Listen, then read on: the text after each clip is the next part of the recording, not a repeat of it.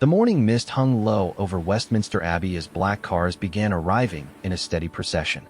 Inside one of the lead vehicles, Prince William adjusted his black tie for the third time, his hands trembling slightly.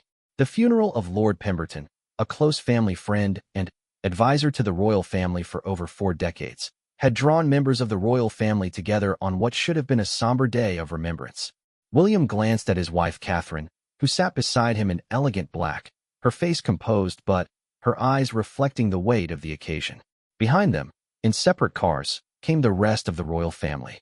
His father, King Charles, looked tired, the responsibilities of the crown evident in the lines around his eyes. And, in another car, Camilla, the queen consort, sat with perfect posture, her expression unreadable behind her black veil. As they stepped out of their vehicles, photographers captured every moment from a respectful distance.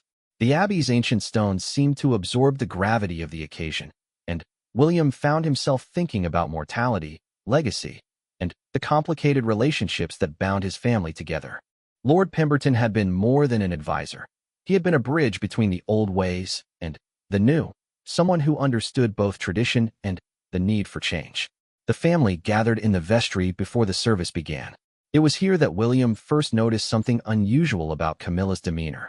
While everyone spoke in hushed, respectful tones about Lord Pemberton's contributions to the monarchy and his decades of loyal service, Camilla seemed almost light. Not inappropriately so, but there was an energy about her that seemed out of place at a funeral. He was such a remarkable man, Catherine was saying to Charles. The way he could remember every detail of state protocols, even after all these years. Charles nodded gravely. He served 3 monarchs faithfully. We'll not see his like again soon. Camilla adjusted her hat slightly and added, yes, he certainly had his ways of doing things. There was something in her tone that made William look up sharply, but when he met her eyes, she simply smiled, a small, appropriate smile for the conversation. The service itself was beautiful and moving. Lord Pemberton's family had chosen readings that reflected his love of history and his dedication to public service. The Archbishop of Canterbury spoke eloquently about a life well lived, about service above self, and about the quiet dignity with which some people shaped the world around them. William found himself genuinely moved by the tributes. He remembered Lord Pemberton from his childhood, a tall, thin man with wire-rimmed glasses who always seemed to appear at family gatherings with fascinating stories about the history of various royal residences. The man had a way of making even the most formal occasions feel warmer with his gentle humor and encyclopedic knowledge. But throughout the service, William couldn't shake the feeling that something was off. He kept glancing at Camilla, who sat 2 seats away in the front pew. She was participating appropriately in the service, standing for hymns, bowing her head during prayers, but there was something about her that didn't quite fit the solemnity of the occasion. It wasn't until they were filing out after the service that William saw it clearly. As they passed Lord Pemberton's casket, draped in flowers and the colors he had served so faithfully, Camilla looked down at it with what could only be described as satisfaction. Not grief, not respect, but something that looked almost like triumph. The smile that crossed her face was brief, lasting perhaps only a second, but William caught it. It was subtle enough that anyone not looking directly at her might have missed it, but unmistakable to someone who was watching. It wasn't the sad smile of someone remembering good times with the departed, nor was it the gentle smile of someone finding peace in celebration of a life well lived. It was something else entirely. William felt a chill run down his spine that had nothing to do with the cool London morning. He tried to tell himself he was imagining things, that grief and stress were making him see things that weren't there. But the image of that smile remained fixed in his mind as they made their way to the reception. The reception was held at Clarence House, and the atmosphere gradually became lighter as people shared memories and stories about Lord Pemberton. William found himself in conversations with various family friends and dignitaries, but part of his attention remained focused on Camilla. She was playing her role perfectly, offering comfort to Lord Pemberton's widow, sharing appropriate anecdotes with other guests, being every inch the compassionate queen consort. But William noticed other things too. When someone mentioned Lord Pemberton's dedication to maintaining certain traditions, Camilla's eyes lit up with what looked like amusement. When another guest spoke about how Pemberton had always insisted on doing things the proper way, Camilla nodded with what seemed like exaggerated solemnity. "You seem distracted," Catherine said quietly, appearing at William's elbow with a cup of tea. "Are you all right?" William accepted the tea gratefully and glanced around to make sure they couldn't be overheard. Did you notice anything unusual about Camilla today? Catherine followed his gaze across the room to where Camilla was speaking with Lord Pemberton's daughter. She seems to be handling things well. What?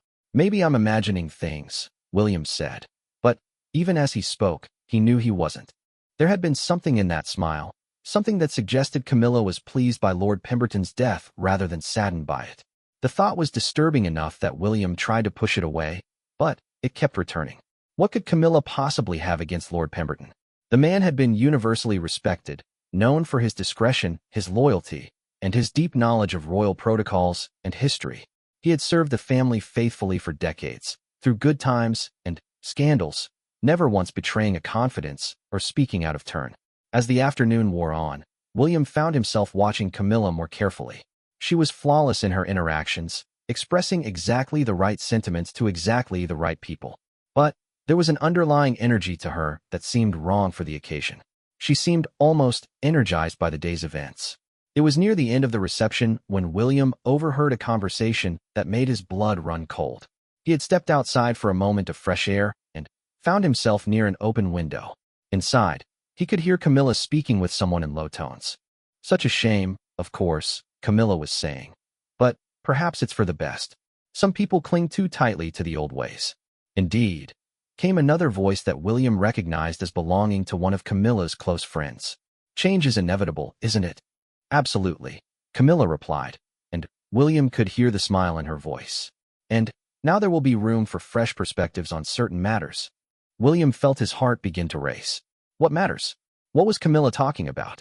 And why did it sound like she viewed Lord Pemberton's death as an opportunity rather than a loss? He waited until the conversation moved away from the window before going back inside. But his mind was spinning with questions and implications. Lord Pemberton had been known for his role as an institutional memory, someone who knew where all the metaphorical bodies were buried, someone who could advise on matters of protocol and precedent that went back decades. What if Lord Pemberton had known something that Camilla didn't want known? What if his death removed an obstacle to something she wanted to accomplish? William tried to tell himself he was being paranoid, that grief was making him suspicious of innocent comments. But the feeling in his gut told him otherwise. As the family began to take their leave, William found himself walking beside his father. Charles looked exhausted, the weight of the day evident in his posture. Difficult day, Charles said quietly. Yes, William agreed. Lord Pemberton will be deeply missed. Indeed, he was one of the last of the old guard. So much institutional knowledge gone with him. Charles shook his head sadly. I'm not sure we fully appreciate what we've lost until it's too late. William glanced back at Camilla, who was saying her goodbyes to other guests. That smile flickered across her face again as she spoke with someone, and William felt that chill return. What if Charles was more right than he knew? What if they had lost more than just a loyal advisor? The drive back to Kensington Palace passed in relative silence. Catherine could sense William's mood and didn't press him for conversation. But as they pulled through the gates of their residence, she finally spoke. You've been troubled all day? What's really bothering you? William looked at his wife, wondering how much to share. How could he explain that he suspected his stepmother of being pleased by the death of a family friend? How could he voice suspicions that he wasn't even sure were justified? I think, he said carefully, that there might be more to Lord Pemberton's death than meets the eye. Catherine turned in her seat to face him fully. What do you mean? I'm not sure yet. But I think Camilla knows something the rest of us don't.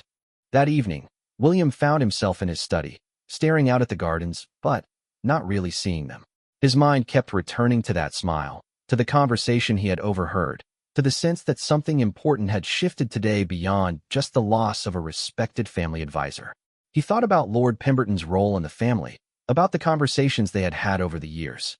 The man had always been discreet, but he had also been protective of the institution of the monarchy. He had guided the family through various crises, always with an eye toward preserving both their dignity and their effectiveness as public servants. What if Lord Pemberton had known something that threatened that institution? What if he had been standing in the way of something that Camilla wanted to accomplish? The questions multiplied in William's mind, each one more troubling than the last. He picked up his phone and scrolled through his contacts until he found the number for Sir James Morrison, Lord Pemberton's longtime assistant and protege. If anyone would know what Lord Pemberton had been working on in his final days, it would be Morrison. The phone rang several times before Morrison answered, his voice heavy with grief. Your Royal Highness. Thank you for calling.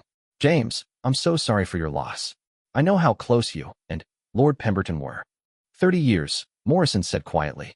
I learned everything I know about service from him.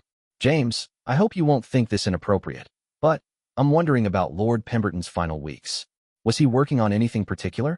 Any special projects or concerns? There was a long pause on the other end of the line. Why do you ask, sir? I'm not entirely sure. Just a feeling that something isn't quite right. Another pause, longer this time. Finally, Morrison spoke, his voice barely above a whisper. He was troubled about something, sir. The last few weeks, he seemed worried. He was spending a lot of time going through old files, old records. What kind of records? I'm not certain. He was being very secretive about it, which wasn't like him. But I know he was concerned about maintaining certain confidences, certain protections. William felt his pulse quicken. Protections for whom? I don't know, sir. But he did say something strange the day before he died. He said he hoped he was wrong about something, but that if he wasn't, someone needed to know the truth. The truth about what? He didn't say, but he asked me to put together copies of certain documents, going back years. He said if anything happened to him, I should make sure those documents were kept safe. William gripped the phone tighter. Do you still have those documents? Yes, sir. Locked away safely. James, I think you and I need to meet. Soon. Yes, sir. I think you're right. After hanging up, William sat back in his chair, his mind racing. Lord Pemberton had been preparing for something, had been worried enough to create backup copies of sensitive documents. And now he was dead, and Camilla was smiling at his funeral. William looked out at the darkening sky and realized that what had started as a day of mourning might have revealed something much more sinister. Whatever Lord Pemberton had discovered, whatever had worried him so much in his final weeks, William was determined to find out. The smile at the funeral had been just the beginning. Now William needed to understand what it really meant, and what it might cost his family to learn the truth. As he sat in the gathering darkness of his study, he couldn't shake the feeling that they were all about to discover just how much Lord Pemberton's death had changed everything. 3 days after the funeral, William found himself driving through the quiet streets of Richmond towards Sir James Morrison's modest home. The autumn leaves crunched under his tires as he pulled into the driveway of a well-maintained Victorian terrace house. He had insisted on coming alone, despite his security details concerns.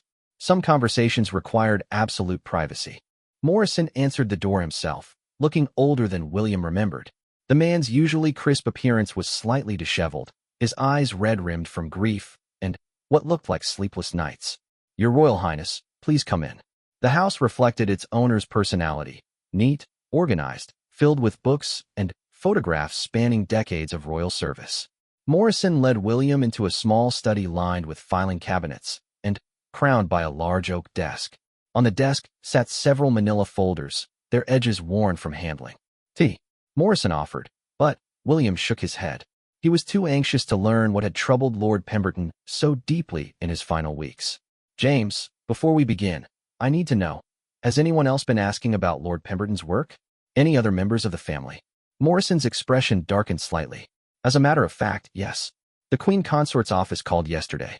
They wanted to know about any unfinished business, any files that might need to be transferred to current staff. William felt his stomach tighten. What did you tell them? That I was still going through everything and would contact them when I was ready. But, sir, it felt urgent.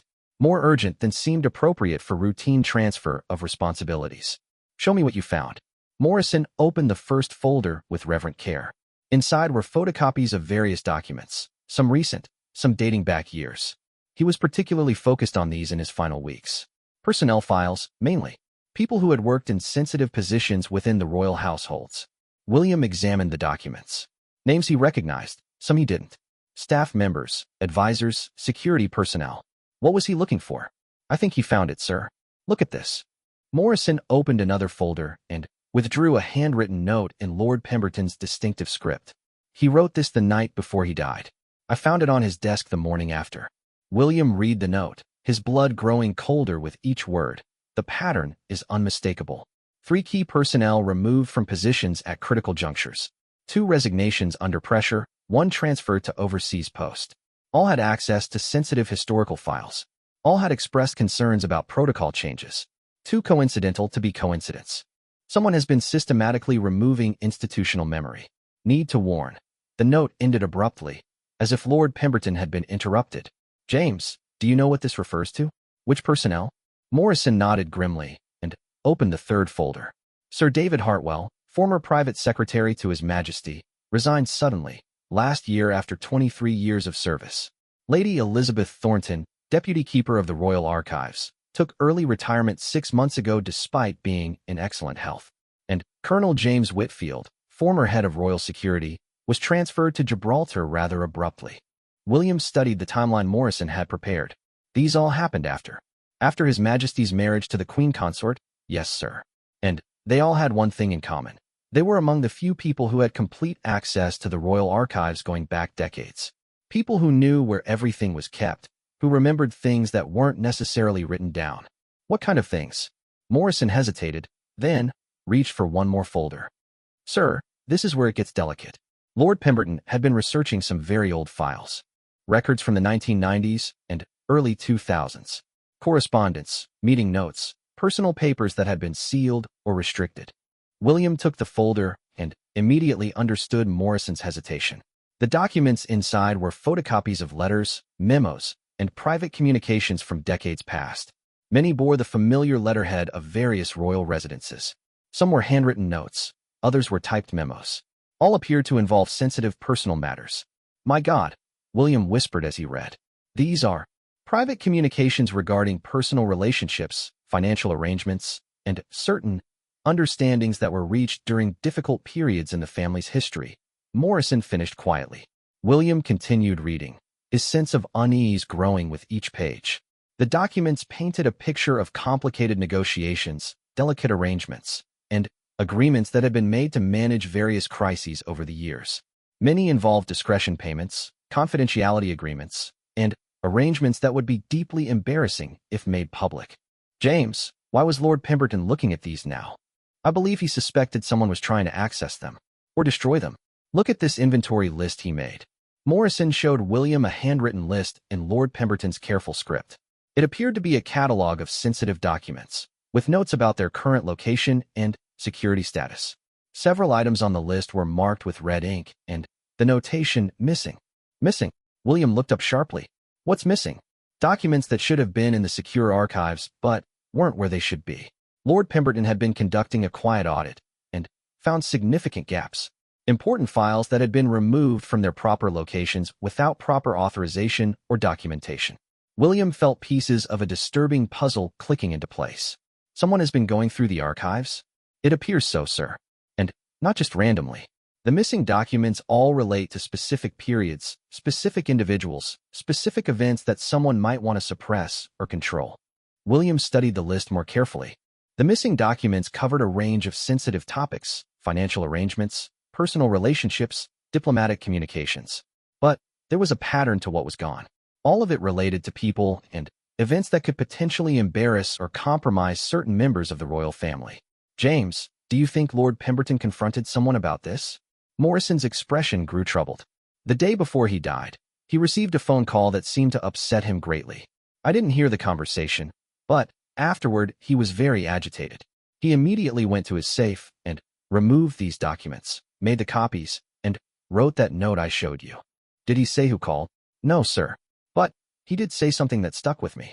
He said, some people think the past can be rewritten, but they're wrong. The truth always finds a way to surface. William sat back in his chair, trying to process the implications. If Lord Pemberton had discovered that someone was systematically removing sensitive historical documents, and if he had confronted that person about it, then his sudden death took on an entirely different meaning. How did he die exactly? Heart attack, sir. In his sleep.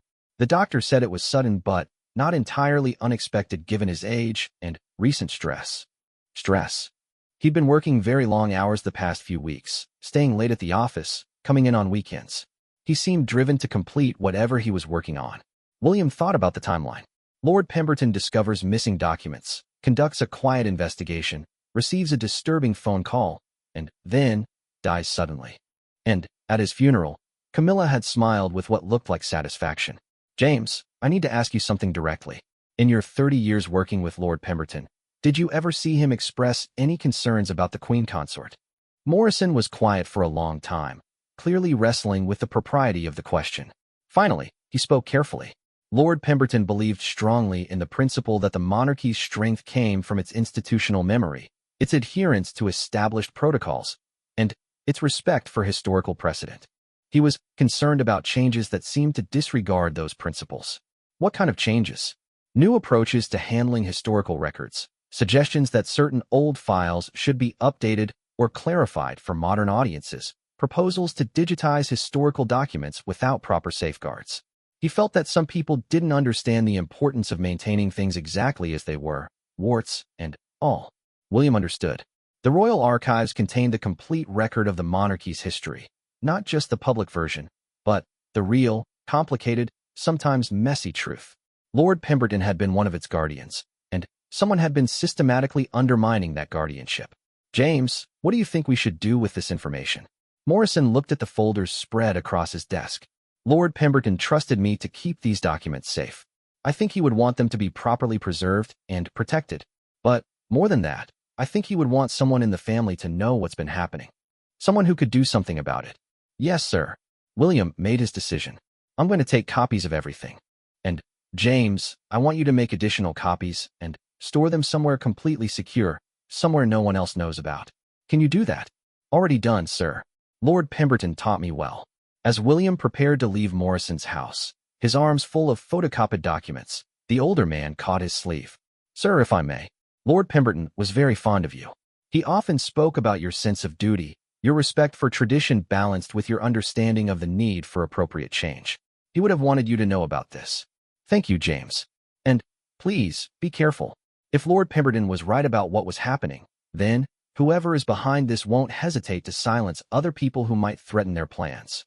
The drive back to Kensington Palace gave William time to think about everything Morrison had shown him. The evidence suggested a deliberate campaign to control the royal family's historical narrative by removing inconvenient truths and silencing those who might expose them. And the person most likely to benefit from such a campaign was someone who had access to the highest levels of the royal household, someone who understood how the system worked, someone with her own complicated history that might benefit from selective editing. When he arrived home, Catherine took one look at his face and knew that whatever he had learned was serious. What did you find? William set the folders on his desk and turned to face his wife.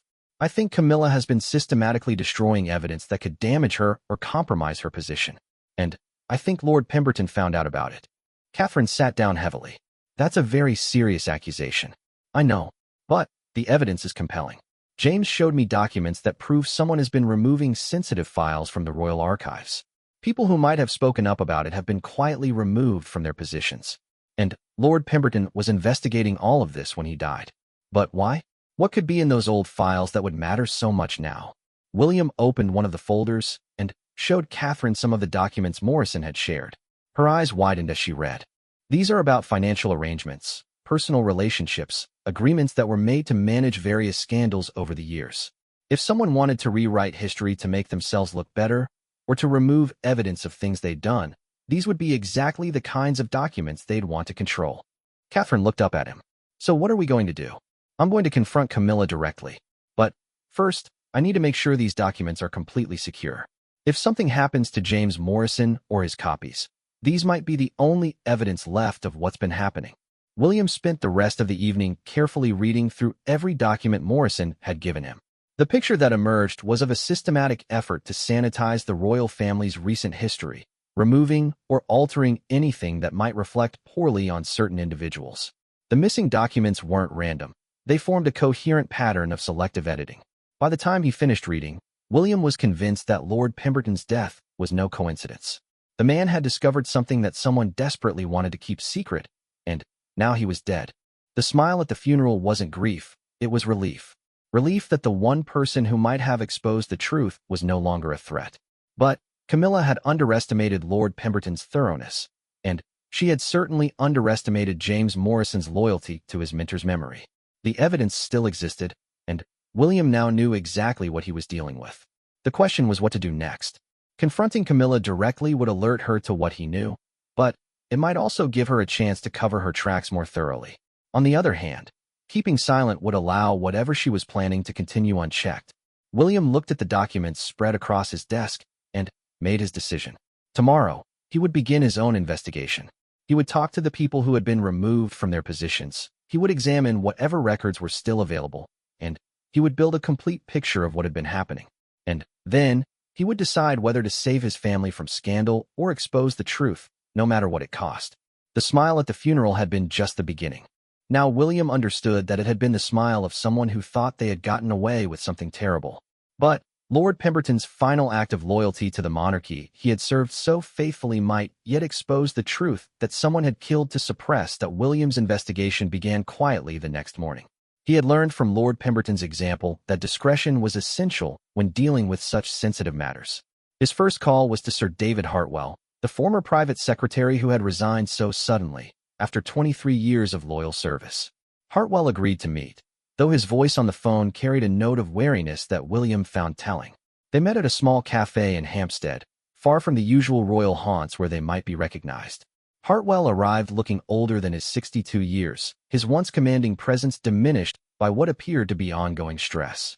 "Your Royal Highness," Hartwell said as he sat down across from William at a corner table. "I must admit, I'm surprised by your call. David, I'll be direct. I'm looking into some irregularities regarding the Royal Archives, and I understand you had concerns about changes in protocol before you left your position." Hartwell's coffee cup froze halfway to his lips. He set it down carefully and looked around the cafe before speaking. "What exactly are you asking me?" "I'm asking whether you were pressured to leave your position because you objected to certain revisions of historical records." The silence stretched between them for nearly a minute. Finally, Hartwell leaned forward and spoke in a voice barely above a whisper. "Sir, what I'm about to tell you could destroy my career and my reputation. Are you prepared for that level of responsibility?" "Yes." Hartwell nodded slowly. 6 months before I resigned, I was approached by representatives from the Queen Consort's office. They wanted access to certain historical files, correspondence, meeting notes, personal papers dating back to the 1990s. They said they were conducting a modernization review to ensure all historical records met current standards for accuracy and appropriate disclosure. "Did you grant the access?" "I refused. Those files were restricted for good reasons. Some contained sensitive personal information, others included diplomatic communications that could still cause embarrassment or political complications if revealed. But, more importantly, many contained evidence of financial arrangements and personal agreements that were made during various family crises over the years." William felt his pulse quicken. "What kind of evidence?" "Discretion payments, non-disclosure agreements, arrangements for managing public relations disasters. Things that were done quietly to protect the institution, but that wouldn't look good if taken out of context decades later." "And when you refused?" Hartwell's expression darkened. "I was told that my cooperation was essential for the modernization of the monarchy. When I continued to resist, I began receiving pressure from other quarters. Suggestions that my management of the archives had been lacking, hints that my position might be redundant in a more streamlined organization." Who was applying this pressure? It came through official channels, but the message was clear: cooperate or leave. When Lord Pemberton tried to support my position, he was told that his advice was no longer needed on matters of archive management. William leaned back in his chair, processing this information. "So you resigned rather than compromise the integrity of the archives?" "I resigned because I was told that if I didn't, certain allegations about my professional conduct might need to be investigated. Allegations that would have destroyed my reputation and possibly led to criminal charges." "False allegations?" "Completely false. But difficult to disprove without access to the very files I was trying to protect. It was an elegant trap. Cooperate by giving them access to sensitive documents, or fight the accusations without access to the evidence that would clear my name." William felt sick. The picture Hartwell was painting was of systematic blackmail and intimidation designed to remove obstacles to whatever Camilla was trying to accomplish. "David, do you have any evidence of these threats?"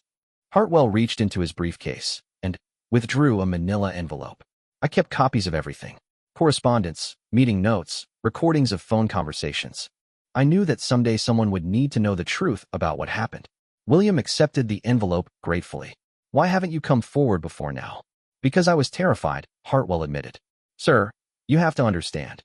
If these people were willing to destroy my career to get access to old files, what might they do to someone who actively opposed them?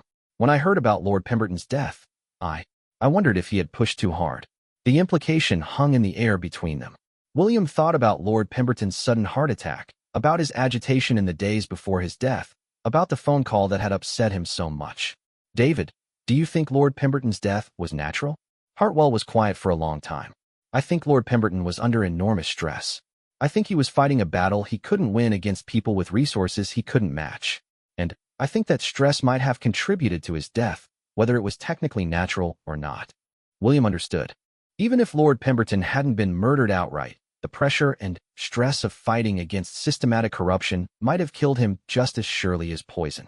His next meeting was with Lady Elizabeth Thornton, the former deputy keeper of the Royal Archives. She had agreed to meet at her home in the Cotswolds, a charming cottage surrounded by gardens that spoke of a peaceful retirement.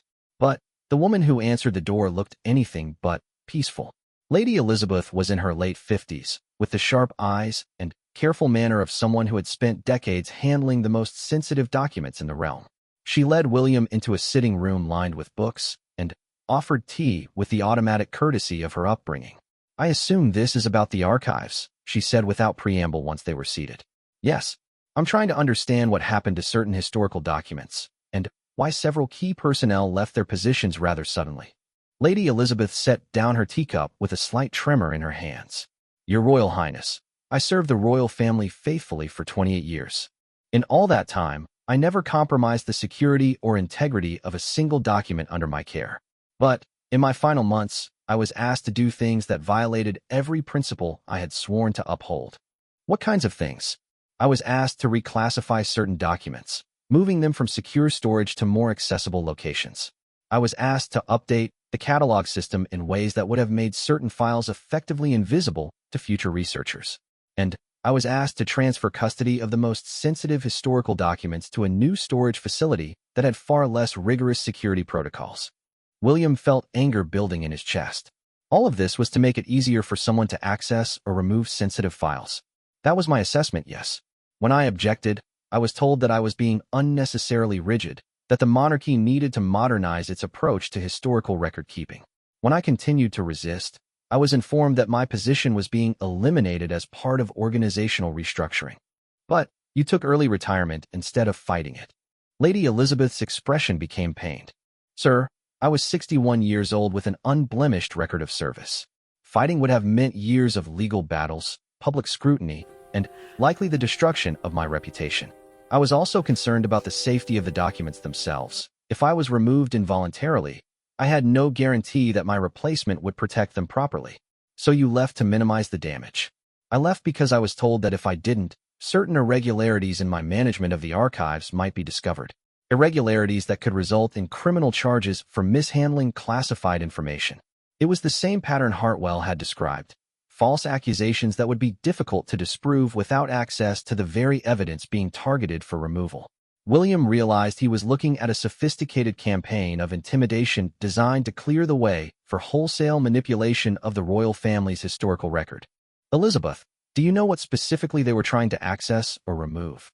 Based on the files they were most interested in reclassifying, I believe they wanted to control information about financial arrangements made during various family crises, personal correspondence that might reflect poorly on certain individuals, and evidence of agreements that were reached to manage public relations disasters. Evidence that someone wanted to erase from history, or rewrite it to be more favorable to themselves. William's final interview was with Colonel James Whitfield, the former head of Royal Security who had been transferred to Gibraltar. Reaching Whitfield required more creativity.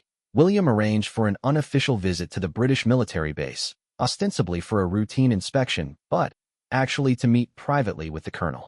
Whitfield was a career military officer with 30 years of service, the kind of man who had dedicated his life to protecting the royal family without question or complaint.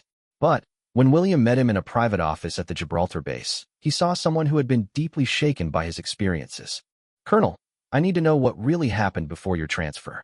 Whitfield stood at attention despite William's gesture for him to be seated. Sir, with respect, some things are better left buried. Not this time, James. Too many good people have been hurt, and I think someone may have died because of what you know. That got Whitfield's attention.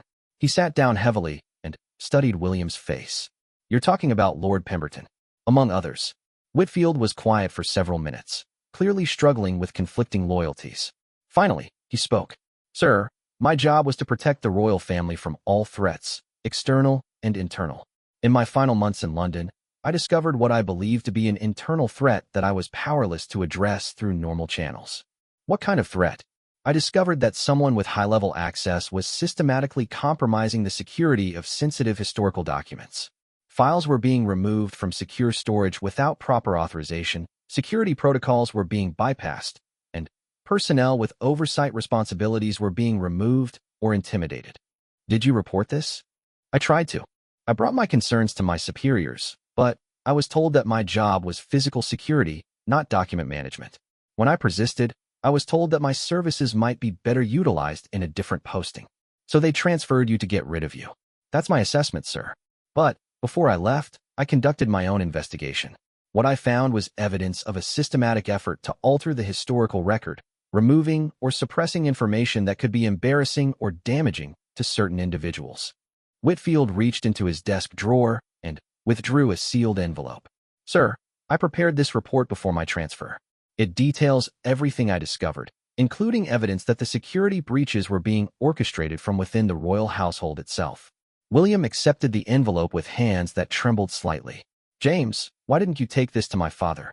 Because, sir, some of the evidence suggests that His Majesty might not have been fully informed about what was happening in his own household. And because I wasn't sure who could be trusted with this information.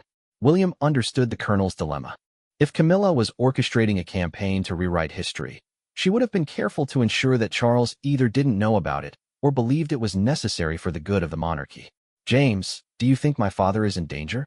I think, sir, that anyone who opposes what's been happening might be in danger.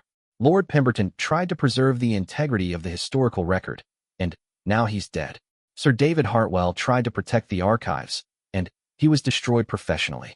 Lady Elizabeth tried to maintain proper security protocols, and she was forced into early retirement. I tried to investigate security breaches, and I was exiled to Gibraltar. The pattern was clear and terrifying. Anyone who stood in the way of Camilla's plans was systematically removed, discredited, or silenced. And now William had made himself a target by investigating what had happened. That evening, back in London, William spread all the evidence he had gathered across his desk at Kensington Palace. Documents from Morrison, Hartwell, Lady Elizabeth, and Colonel Whitfield painted a comprehensive picture of corruption and intimidation at the highest levels of the royal household.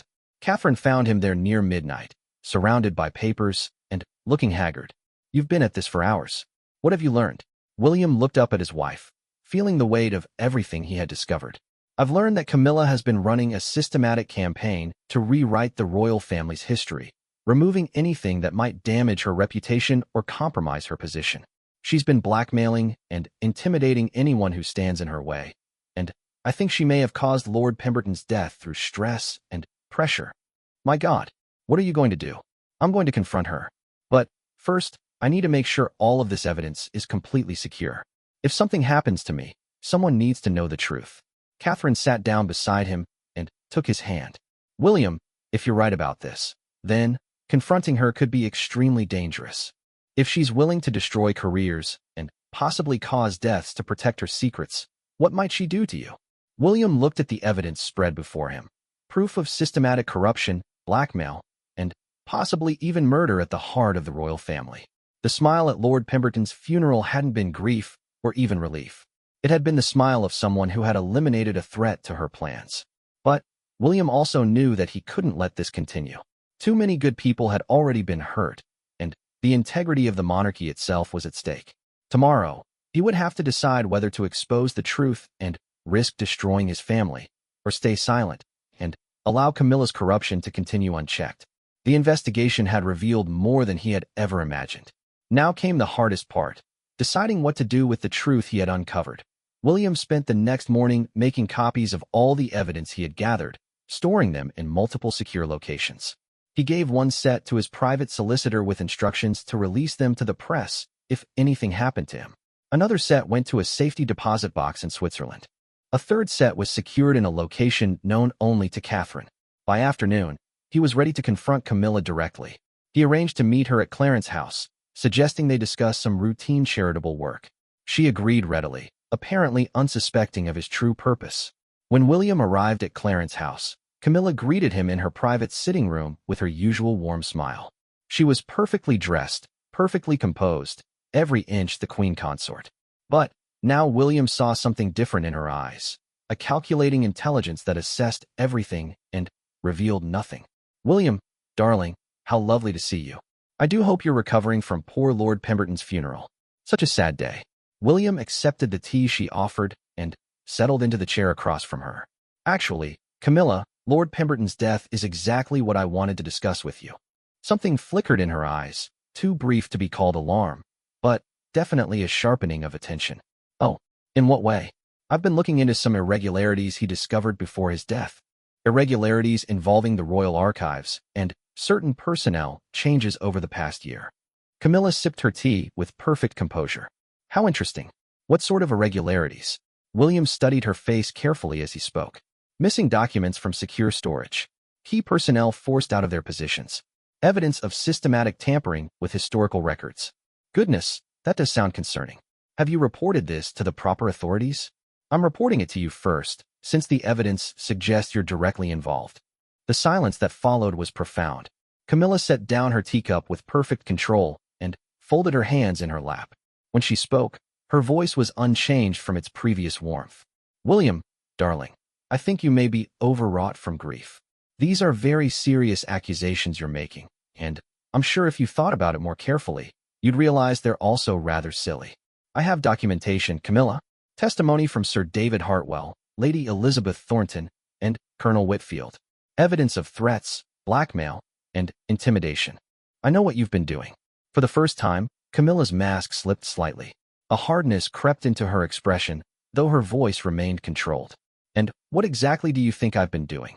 "You've been systematically removing evidence that could damage your reputation or compromise your position. You've been intimidating or removing anyone who might oppose you. And you caused Lord Pemberton's death through stress and pressure when he discovered what you were up to." Camilla was quiet for a long moment, her eyes never leaving William's face. When she finally spoke, her tone had changed completely. Gone was the warm stepmother, replaced by someone cold and calculating. "William, you're clearly under a great deal of stress. The loss of Lord Pemberton has been hard on all of us. Perhaps you should take some time away, get some rest. These paranoid fantasies aren't healthy. They're not fantasies, and we both know it. The question is what we're going to do about it." Camilla stood and walked to the window, looking out at the gardens with her back to William. "Tell me, what exactly do you think you know?"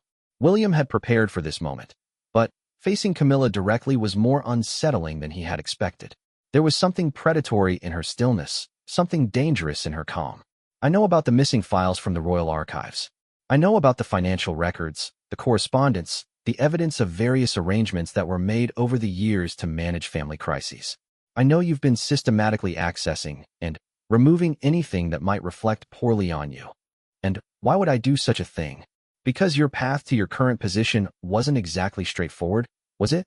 Because there are records of things you did, payments that were made, agreements that were reached that might not look so good in the harsh light of historical scrutiny." Camilla turned from the window to face him, and William saw in her expression something that made his blood run cold. It wasn't anger or fear or even guilt. It was amusement. "Oh, William, you sweet, naive boy. You think this is about me protecting my reputation, isn't it? This is about protecting the monarchy itself. Do you have any idea what's really in those old files? Do you understand what would happen if certain historical truths became public knowledge?" William felt a chill of uncertainty. "What are you talking about?" Camilla moved closer, her voice dropping to almost a whisper. "I'm talking about financial arrangements that would make the expenses scandal look like pocket change. I'm talking about personal relationships and private arrangements that would destroy the monarchy's moral authority. I'm talking about evidence of things that were done in the family's name that would make republicanism look like the only reasonable option. You're trying to justify destruction of historical evidence.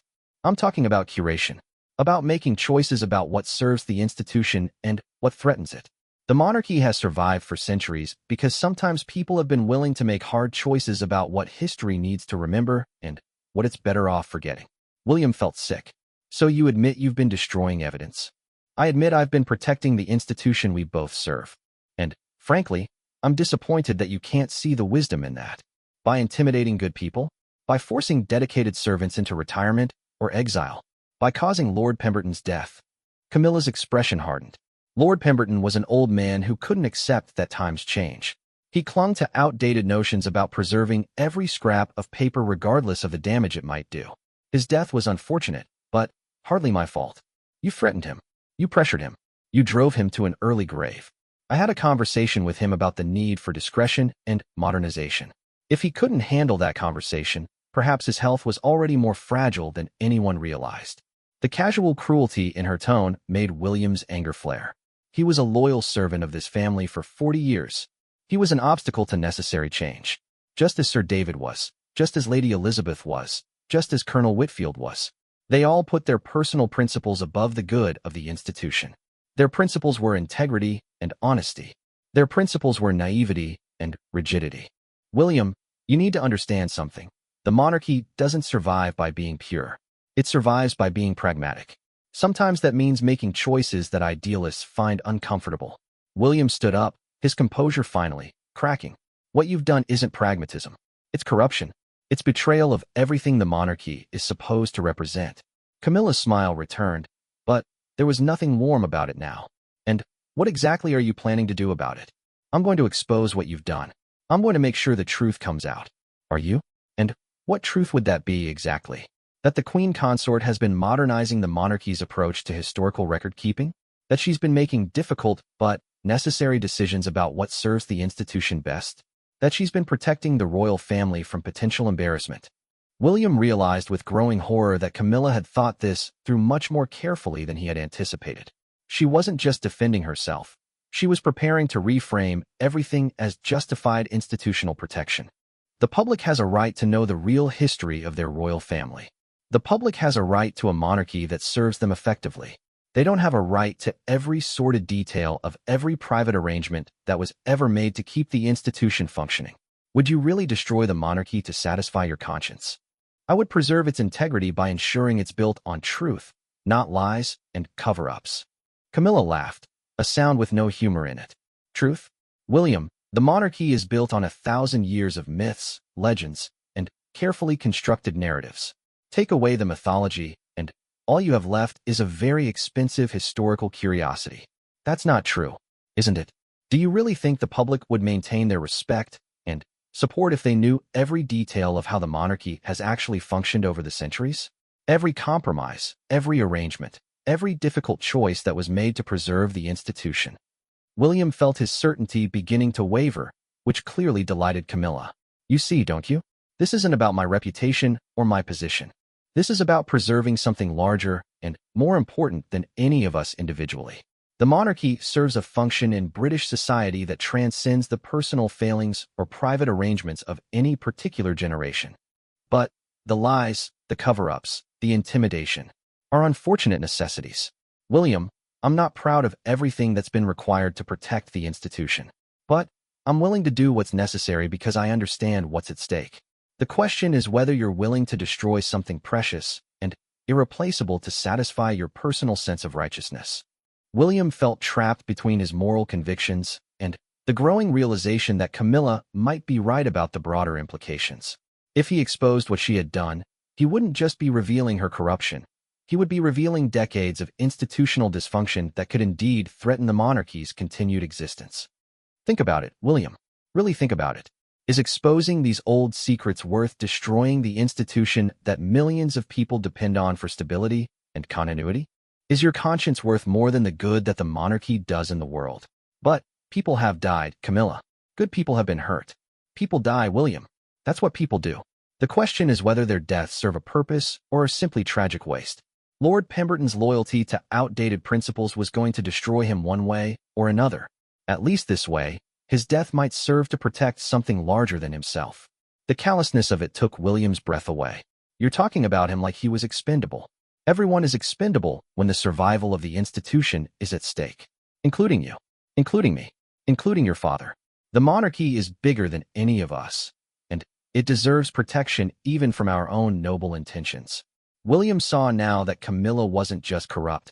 She was fanatically devoted to an ideology that justified any action in service of preserving royal power and privilege. She genuinely believed that lying, stealing, intimidating, and possibly even killing were acceptable means to preserve the monarchy. I won't be part of this, he said quietly. You already are part of it, whether you like it or not. The question is whether you'll be a constructive part or a destructive one. I'll be an honest part.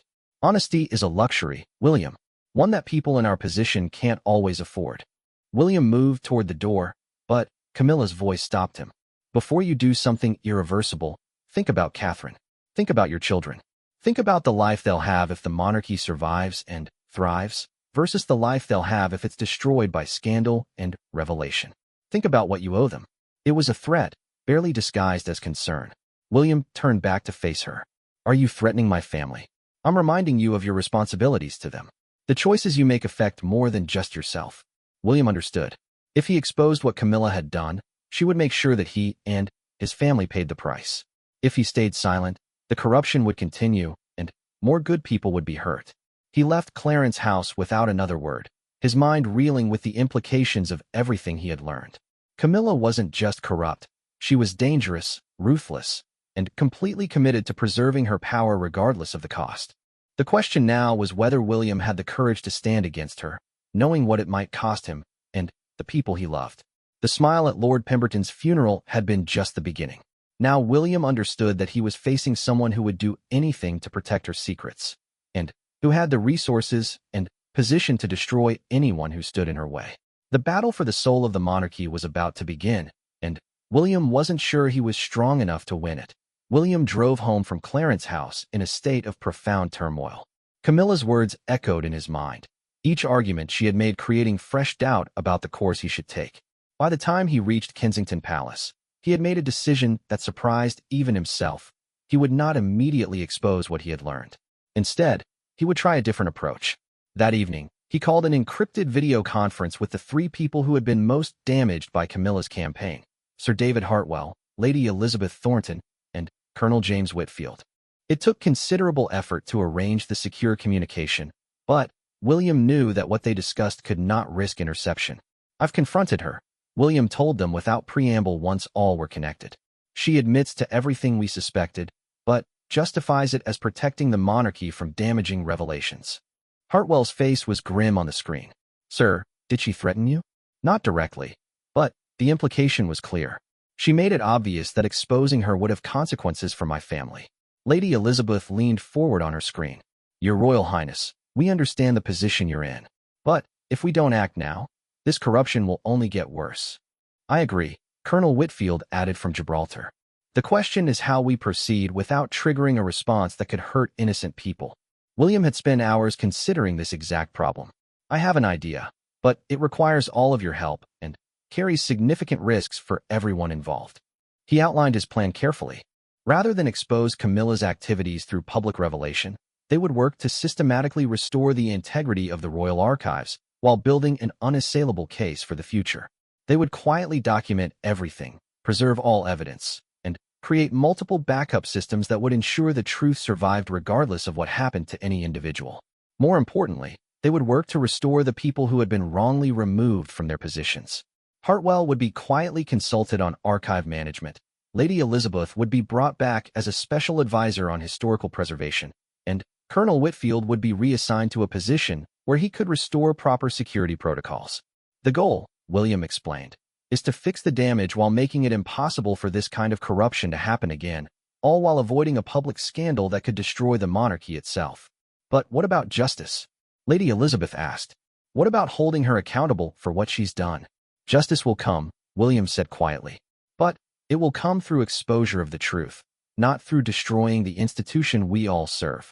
We'll document everything, preserve all evidence, and, when the time is right, perhaps when she's no longer in a position to cause damage, the truth will be revealed. Over the following weeks, William's plan began to take shape. Working with the king's permission, but without revealing the full scope of what they were addressing, they began a comprehensive review of the royal archives. Sir David Hartwell was brought back as a special consultant to advise on modernization efforts. Lady Elizabeth was appointed to head a new committee on historical preservation. Colonel Whitfield was reassigned to London to oversee enhanced security protocols. Camilla watched these developments with growing suspicion, but she couldn't object without revealing her own involvement in the original problems. William had cleverly framed everything as King Charles's initiative to improve and modernize royal record-keeping, making it impossible for Camilla to oppose without seeming to contradict her husband. The work was painstaking and often heartbreaking. As they went through the archives systematically, they discovered the full scope of what had been lost or damaged. Hundreds of historically significant documents had been removed, altered, or destroyed. Years of institutional memory had been compromised. The damage to the historical record was far worse than even William had imagined. But they also made discoveries that vindicated their efforts. Hidden among the files that Camilla had missed were documents that told the complete story of the monarchy's recent history, including evidence of the very arrangements and relationships that she had been trying to suppress. James Morrison proved invaluable in this effort. His intimate knowledge of Lord Pemberton's filing systems led them to hidden caches of documents that the old archivist had secreted away, apparently anticipating exactly this kind of systematic destruction. He was more prepared than any of us realized, Morrison told William as they uncovered yet another hidden collection of sensitive papers. It's almost as if he knew this day would come and made provisions to preserve the truth regardless of what happened to him. 3 months after Lord Pemberton's funeral, William received an unexpected visitor. Sir David Hartwell arrived at Kensington Palace looking more animated than he had in months. "Sir, we found something extraordinary. Something that changes everything." Hartwell spread a collection of documents across William's desk, original letters, memoranda, and financial records that painted a picture none of them had expected. These documents show that Camilla's campaign to control the historical record began much earlier than we thought, and involved much more than just protecting her own reputation.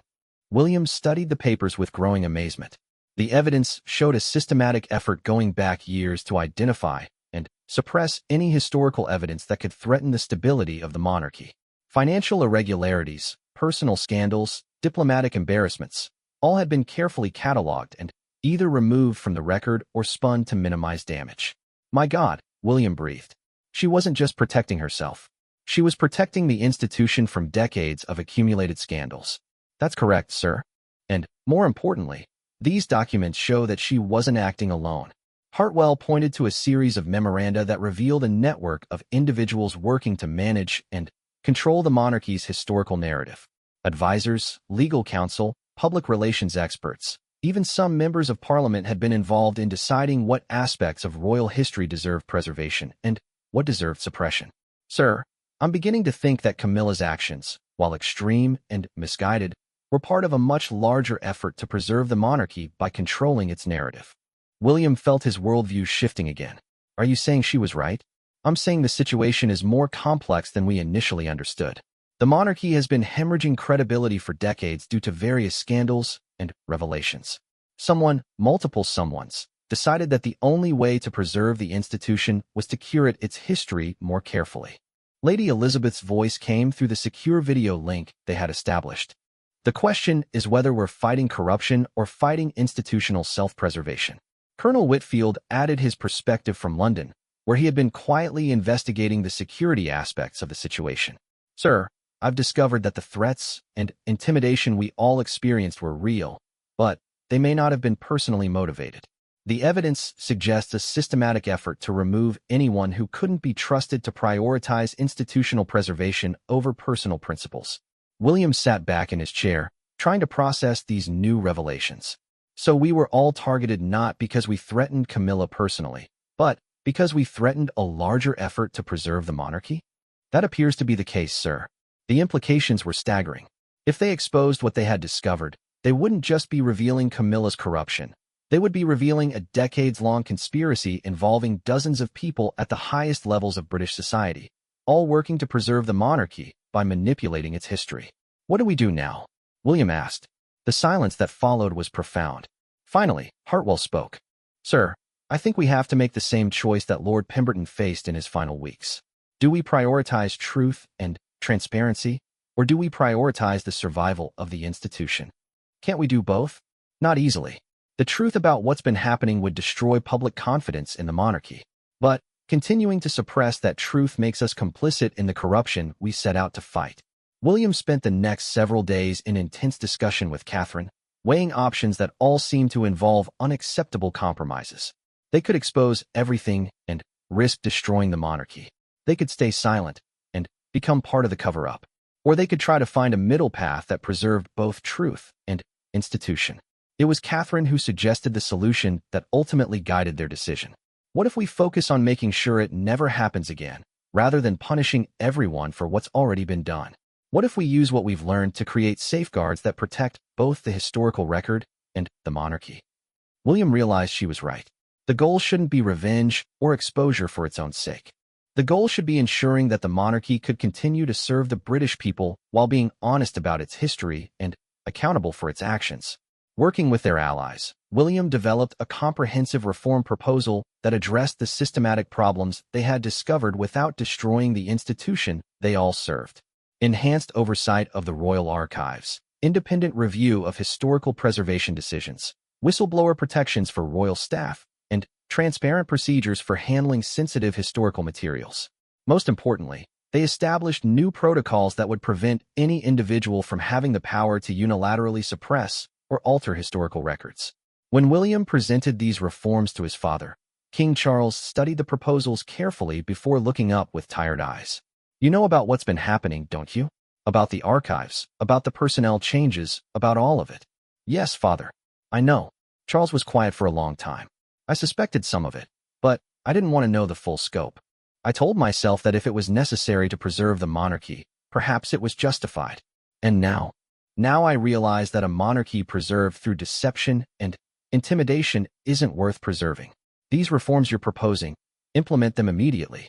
Make sure this never happens again." 6 months after Lord Pemberton's funeral, the reformed royal archives were functioning under new protocols that balanced institutional protection with historical integrity. Sir David Hartwell had returned to his position as senior archivist. Lady Elizabeth Thornton was serving as director of historical preservation, and Colonel Whitfield was overseeing the new security measures that protected both the records and the people who maintained them.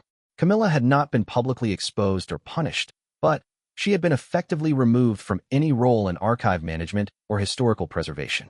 The reforms had eliminated the mechanisms she had used to suppress inconvenient truths while creating safeguards that would prevent future manipulation. On the anniversary of Lord Pemberton's death, William visited his grave with a simple bouquet of flowers. The headstone bore an inscription that Morrison had suggested: "Keeper of Truth, Servant of History." Standing in the quiet cemetery, William reflected on everything that had happened since that morning when he had noticed Camilla's smile at the funeral. The investigation had revealed corruption and conspiracy at the highest levels of the monarchy, but it had also revealed the complex challenges of preserving an ancient institution in a modern world. Lord Pemberton's death hadn't been in vain if it led to reforms that protected both truth and tradition. The old archivist's final service to the monarchy had been to expose the dangers of choosing institutional preservation over institutional integrity. As William placed the flowers on the grave, he thought about the documents now safely preserved in the reformed archives, protected by new safeguards, and maintained by people committed to both truth and service. The smile at the funeral had been the beginning of a journey that ended not with destruction, but with redemption. The monarchy would continue, but it would continue with a renewed commitment to honesty, accountability, and the preservation of truth rather than the manipulation of it. Lord Pemberton's legacy lived on in the institutional reforms that ensured no one would ever again have the power to rewrite history for personal or political gain. Standing in the autumn sunshine, William felt a sense of peace he hadn't experienced since that terrible day when a smile at a funeral had revealed the darkness at the heart of his family. The darkness had been confronted and overcome, not through destruction, but through the careful work of good people committed to doing right by both truth and tradition. The monarchy would survive, not because its scandals had been hidden, but because it had found the courage to reform itself and commit to a better future. And somewhere, William hoped, Lord Pemberton's spirit was finally at rest, knowing that his life's work protecting the truth would continue under new guardians who understood both its value and its responsibility.